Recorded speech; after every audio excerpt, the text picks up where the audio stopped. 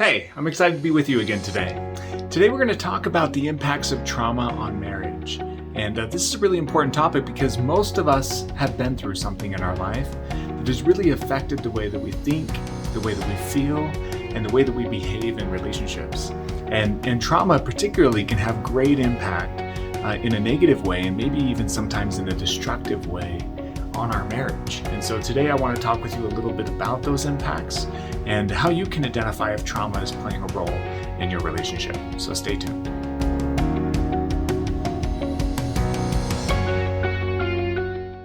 Okay, so the impact of trauma on marriage.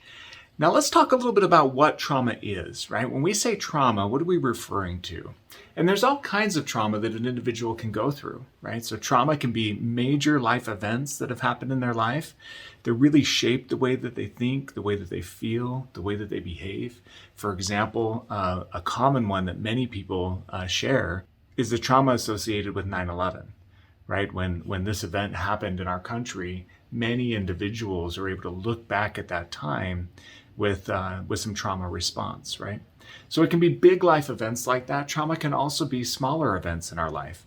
Bullying over time, for example, is something that many people have been through during grade school that impacts some of the way that they think and feel and operate even in their adulthood, right? So a lot of times we don't realize the impacts of these life experiences, traumatic life experiences that live on in us and shape the way we see ourselves and the way we see and interact with the world around us. Many people don't realize the impacts of those on our lives. And beyond the impact of our lives, the impact that they can have on the way that we do relationships. So I want to talk with you about that today, the impacts that trauma can have on your relationship. And as we go through this today, I hope you're thinking about and looking to identify, are there some of these that you can relate to, either in yourself or with your partner, that if we do some healing, if we spend some time working through those dynamics, maybe they can have less impact on your relationship today. So let's begin with the mind, the impact of trauma on the mind. And there's several ways in which trauma can be impactful to the mind. The first is trauma can change the way that we perceive ourselves. So I'm using this word perception on purpose. This word perception tells us that each of us has a little bit different view of objective reality. And it's through our own lens that we understand reality, right? So we are constantly shaping, as we look at ourselves in the world, the way we see things because of our experiences, because of the ways that we're wired, and because of the life experiences that we've had. And trauma can impact that. It can impact the way that we see ourselves. I used the example earlier of bullying, right? Many instances over time that can shape the way that a person sees themselves. I worked with a gentleman in his adulthood who was still struggling with the impacts of bullying in his childhood, right? Made him question his intellect, made him question his ability to be confident in sporting situations, things that would require for him to perform, right, were really difficult for him because of some of the bullying that he went through earlier on in his life. And because of that bullying, it shifted the way that he would see himself in such a way that he acted differently than he might naturally respond to life, to people, and in his marriage. So this thing that happened in his childhood was affecting his confidence with his wife. It was affecting his ability to communicate with her, to articulate what he was feeling and thinking. Nervous that he would sound stupid or show up dumb or weak, right? And it definitely impacted his boldness, right, in the relationship. He was nervous to flirt. He was nervous to initiate physical intimacy, right? He was nervous about these things because he was so concerned about being let down. Naturally, he wasn't that way, but the impacts of this trauma living on inside of him later on in his life were impacting the way that he could interact with his wife. And so that's one way in which trauma can live on in the mind. Another way that trauma can live on in the mind is it can change the way that we perceive others. So trauma, using the same gentleman as an example, trauma caused him to be suspicious when people were kind. It was difficult for him to believe that his wife cared about him when she would act in service kind of ways. He was used to, because of the trauma, kind of pushing people away. And so he would often reject kind of her service and her help, maybe even get upset sometimes that she would try to offer the service, feeling like in his perception that maybe she was suggesting he wasn't capable, right? Or he was inadequate. So these types of the ways that he would see others, the way he would perceive his wife in the relationship. And then a third way that trauma can have impact on the mind is trauma can change the way that we perceive our relationships, right? So trauma can make it difficult to be vulnerable, for example. This gentleman that I'm sharing with you about, that was one of the impacts in the way that he saw relationships. Relationships aren't something that you want to be vulnerable in. You want to be guarded in your relationships. And as a result of that, it was very difficult for him to open up and to be connective in his relationship with his wife. He saw relationships as threatening to his self-esteem, right? Which makes marriage very difficult to be successful with. So these are 3 different ways that trauma can impact the mind. And there's others as well, but these are some of the top ways in which I see trauma impacting the minds of those that are in marriage that I'm working with every day. And so take a look at that list and ask yourself the question, right?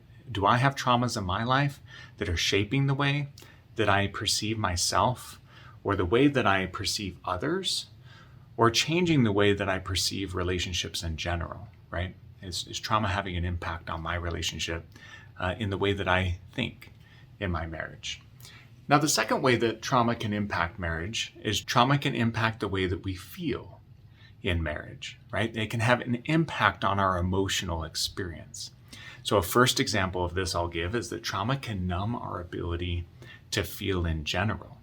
So another woman that I was working with, who I was supporting her and her spouse in their marital goals, it was very difficult for her to feel in general in the relationship. Trauma from her past came through a relationship with a boyfriend who was really critical of her in their relationship. He would often push her to do things in the relationship that she wasn't comfortable doing, and then he would criticize her and put her down in the relationship based on her performance. And it was very hard on her at a young age as she was developing her identity and her self-esteem and her awareness of relationships in general. Those harsh criticisms were very difficult on her, made a big impact. Those wounds cut pretty deep. And as a result of that, her emotions started to shut off. She didn't mean to shut her emotions off, right? Over time, they just started to numb out. And as a result of that, her ability to feel in her current relationship became impaired. Years later now, as she's married to her husband, it's difficult for her to have a lot of emotional experience in the relationship, both good and bad. And that's what's troubling about the way that trauma can impact emotions sometimes, is when trauma numbs out emotion, it often numbs out the good with the bad, right? Its goal from a survival standpoint is to turn back or dial back how much of your emotions are turned on in a relationship for self-protective reasons. But when it does that, it doesn't discern good and bad emotions. Oftentimes what gets dialed back is the way you feel in general. It's hard to have great joy and you're protected from great pain, right? So this was having a big impact on her relationship with her husband in the present day, her difficulty to feel in general in the relationship. Another way that trauma can impact the emotions is trauma can flood the way that we feel. Now, what I mean by flooding the way that you feel is literally, if you think about a reservoir, right, a reservoir of water, that if the floodgates break, right, and they go wide open, there is just quite a flow of water that's going to come out of that reservoir. And if you're standing right in front of that floodgate, oftentimes that water is just going to completely wipe you out, right? And we can feel that sometimes in relationships. Some people, they have a hard time feeling it all. Other individuals, they feel way too much, right? So trauma can cause them to feel in very sensitive and big ways in the relationship. I had a gentleman that I worked with who had a really difficult relationship with his mother growing up. And he felt like he could never be good enough for her, right? No matter what he did, she was always asking for more from him. And fast forward now into his marriage later on, it was very difficult for him anytime his wife would critique anything in the relationship. Now, she did a pretty good job. We needed to teach her a little bit how to deliver feedback without being critical, but she did a pretty good job of trying to communicate with him in a way that expressed love, but also talked about the things she was struggling with in the relationship. And every relationship needs that. We need to be able to give each other feedback. Well, it was very difficult for her to talk with him because as she would try to bring up anything that she wanted him to grow in the relationship, he felt like he was being criticized. He would become defensive very quickly and would kind of stiff arm her in the relationship. It left her in a place in the relationship where she felt like, I can't bring up anything that he could perceive as negative because he gets super defensive. But at the same time, if I don't talk to him about these things, how does my experience in the relationship improve? And it was a really difficult struggle for them. When they came to see me for marriage counseling, this is one of the main things that we talked about, right? So trauma can have that effect too. It can flood the way that we feel. And then finally, trauma can take away our desire to feel altogether, right? So because of trauma that we may have gone through in the past, we can put ourselves in a present place where we just feel like emotions aren't important, right? We want to set those aside because they always create problem for us. And instead, we want to just go about things in a logical manner, right? We're just going to be analytical and logical and take emotions completely out of it. And we're not meant to deny ourselves emotion. Bad things happen when we try to compartmentalize all of our emotions aside, right? You may have had the experience before of trying to be in a relationship with somebody who has completely compartmentalized themselves. They've disconnected themselves from their emotional experience. And that can be effective to do that intentionally. That can be effective to protect a person from feeling hard things. The problem is, just like we talked about earlier with the numb issue, right? That typically when we compartmentalize our emotions, we compartmentalize all of our emotions, right? That it's hard for us to share ourselves emotionally with others or even be attuned and aware of the emotions we're having ourselves. And by the way, completely being emotionally disconnected isn't really possible. But what we can do is disconnect our mind from our emotions. And when people do that, when they successfully disconnect their mind from their emotions, they're still having emotional experiences because we're human. And all humans are going to have an emotional experience. So we're still having emotional experiences. We just aren't connected to the emotions that we're feeling. But other people around us, you better believe they're going to experience some of those emotions that we're not aware of, right? So for survival reasons, disconnecting the mind from the emotions can be helpful for us to not feel hard things. But the emotions don't go away. Emotions aren't something that we can hide from. We can't compartmentalize them forever. They're gonna leak out, they're gonna blow out, and other people are gonna experience them with us, even if we're disconnected from them. So a much better solution is to dive into those emotions a little bit and understand what are some of the perceptions, the impacts of the trauma on the mind that are lending themselves to those emotions that we're experiencing today. And can we heal some of those perceptions in a way that starts to heal some of the emotions that we're having in the relationship? That's a much better long-term solution than just trying to disconnect our emotions altogether. Okay, so a third major way that trauma can impact marriage is trauma can impact our behaviors in our relationships. So one example of this is trauma can hurt our desire to connect. I was working with a lady who grew up in an environment where she was the only child. And as a result of being an only child, she was babysat often by neighbors and friends, and sometimes even by a nanny. And because of this, she really struggled to gain any sort of attachment to people. It was difficult for her to really sink into attachments because she was so used to people coming in and out of her life, right? She wasn't deeply connected to her parents. She didn't have any siblings to connect with. And most of the caretakers that spent time with her were in and out. To compound that issue, her family also relocated often, right? Because of the nature of the careers of her mother and father, they didn't live in a certain place for very long. So she really had a hard time forming connections and attachments with other people. And as she got older and as she got married to her spouse, it became very difficult for her to connect past a superficial level, right? She could connect on a friendship basis with him. She could laugh, she could talk about different life experiences, but when it came to really connecting on a deeper level, really building that emotional intimacy in the relationship, it was very difficult for her to do. It was very difficult for her to take him to places deep inside her because she was not practiced at sharing those things with others. She just figured people would come and go in her life, and she needed to be self-reliant on the things that she's experiencing versus really trying to connect with others. So it made it very difficult in their marriage for him to feel like he was getting closer to her, almost like their relationship had just kind of plateaued and he was kind of stuck in this friend zone place with her. So another way that trauma can impact behavior is trauma can create neediness and dependency in relationships, right? So the first example that I gave you of this woman that was really having a hard time wanting to connect at all. Another example is a different woman in a relationship that I was supporting. That she was very clingy and very needy and very dependent on her spouse. In fact, they had only been married for about 6 months, and he was already exhausted and on the verge of burnout because of the level of emotional neediness and behavioral neediness that she had in the relationship, right? It was very difficult for him to go to work and focus at work, for example, because she would literally text him 10 to 15 times every hour, right? Asking him about things that are going on, sharing things with him, wanting his responses. And if he was ever delayed in the responses, she started to melt down emotionally at home very quickly. And behaviorally, that looked like her criticizing him over text.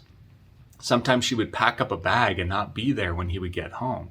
When she would come home later, right, and he would be there, she would often get very upset at him, right, about how he ignored her while he was at work, right, and he would be trying to manage this behavioral disaster that's going on because she was really clingy and needed a lot of reinforcement in the relationship. It made it very hard for him to have hobbies or interests. It made it very hard for him to maintain friendships. It made it very hard for him to prioritize other family members, siblings, or his parents, because every time he did that, she felt threatened by those relationships, right? And so very quickly, this was taking a huge toll on their marriage. So that negative impact that trauma can have on behaviors can show up in that way. It can create neediness, and it can create clinginess and dependency in the relationship that's not helpful to the relational dynamics. A third impact that trauma can have on behavior is trauma can program us to be reactive. Now, what I mean by that is depending on the type of trauma that we've had, we can start to be programmed by that on how we should behave. That is very different than the intentional behavior that we might choose, right? So if we think about ourselves as agents unto ourselves, and we're going through life, and the goal is that we're considering how to think about things, how to feel about things, and how to react to things, right? And then we're choosing those responses. Well, trauma can kind of disrupt that in such a way that we're just reactive. We're programmed to be reactive. So instead of thinking about thinking, right, trauma tells us how to think. Instead of choosing a feeling, trauma tells us how to feel. And instead of choosing a response, how to behave, trauma tells us how to behave. And trauma is going to tell us based on our survival instinct, based on the type of trauma that we went through. So for example, earlier I shared with you the gentleman that was bullied. He was programmed in his behavior, right, to be suspicious of individuals and kind of keep people at arm's length because of the bullying that he went through. Whereas the woman that I shared with you about just a minute ago, she was programmed to be dependent and needy in the relationship, to cling on to people, right? To not let them almost up for a breath of air because they might leave you, they might abandon you, right? So trauma can create this instinctive reactivity in us that is different than choice, right? It can program us to behave in certain ways that we're not choosing. And it can disrupt all kinds of things in the relationship. The communication, the emotional connection, the physical intimacy, the way we do parenting, the way we handle finances, right? It can impact all of that and more. So it's really important to understand the impacts that trauma has had on you, right? And most of us have been through some big T or little t traumas, right? Like major life events or many small events over time that have shaped us, that have impacted us. Life is meant to have an impact on us, right?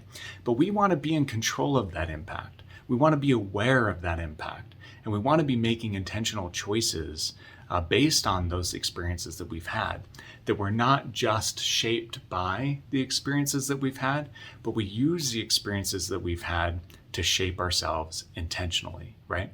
We don't want our lives reactive because of trauma. We want to grow as a result of the difficult things we've been through.